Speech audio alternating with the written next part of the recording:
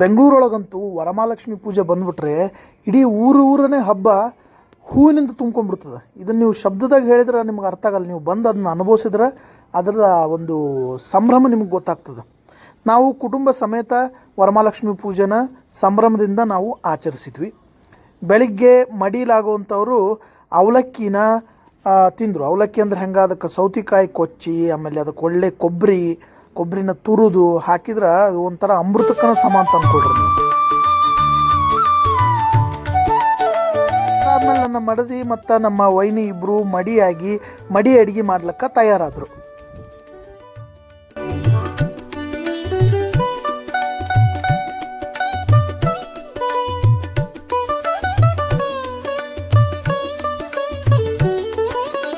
ನಾನು ಕೂತು ಚೆಂದಾಗಿ ಕೊಬ್ಬರಿ ತುರಿದು ಕೊಟ್ಟೆ.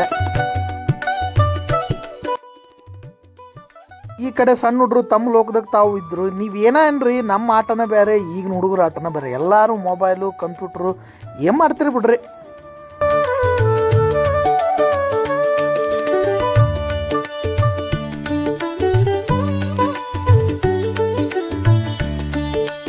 ಅಡಿಗೆ ಭರ್ಜರಿ ನಡೆದಿತ್ತು, ಬಾಯಾಗ ನೀರು ಬರ್ಲಾಗತ್ತಿತ್ತು. ಇನ್ನು ಈ ಕಡೆ ಪೂಜೆಗೆ ಬೇಕಾದ ಹೂವು ಮತ್ತು ಸಾಮಗ್ರಿಗಳು ರೆಡಿಯಾಗಿ ಪೂಜೆಗೆ ಸಿದ್ಧವಾಗುತ್ತಿದ್ವು.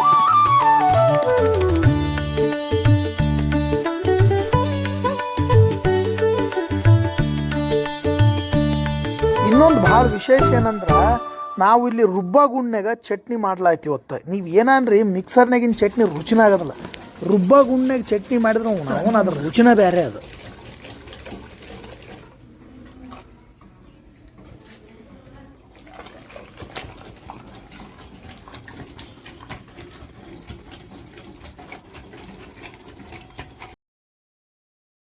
ಆಮೇಲೆ ಪೂಜಕ್ಕೆ ಮಡಿ ನೀರು,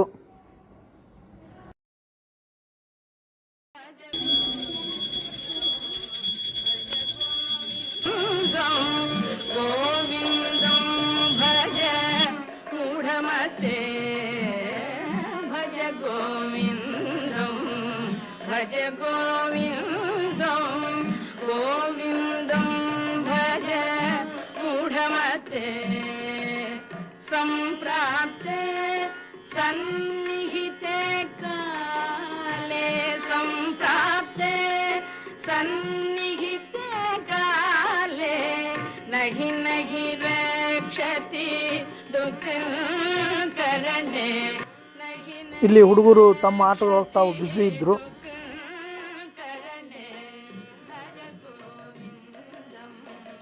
ಭಜ ಗೋವಿಂದಂ ಗೋವಿಂದಂ ಭಜ ಮೂಢಮತೆ, ಮೂಢಜಹೀಹಿ ಧನಾಗಮ ತೃಷ್ಣಾ, ಮೂಢಜಹೀಹಿ ಧನಾಗಮ ಚಂಚಲ ಪಾಂಗನೀರಾಧಿತಂ ಮಂದರೋದ್ಧಾರಿ ಮೃತ್ಯೋಜಭೋಗಿನಂ ಪ್ರೀಣಯಾಮೋ ವಾಸುದೇವಂ ದೇವತಾ ಮಂಡಲ ಖಂಡಮಂಡಲಂ ಪ್ರೀಣಯಾಮೋ ವಾಸುದೇವಂ. ಥರಥರವಾದ ಖಾದ್ಯಗಳನ್ನು ನೈವೇದ್ಯಕ್ಕೆ ಇಡಲಾಯಿತು. ಅಧರಂ ಮಧುರಂ ವದನಂ ಮಧುರಂ ನಯನಂ ಮಧುರಂ ಹಸಿತಂ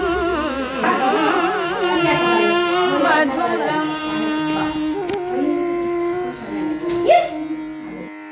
ಹೃದಯಂ ಮಧುರಂ ಗಮನಂ ಮಧುರಂ ಮಧುರಾಧಿಪತೇರಖಿಲಂ ಮಧುರಂ.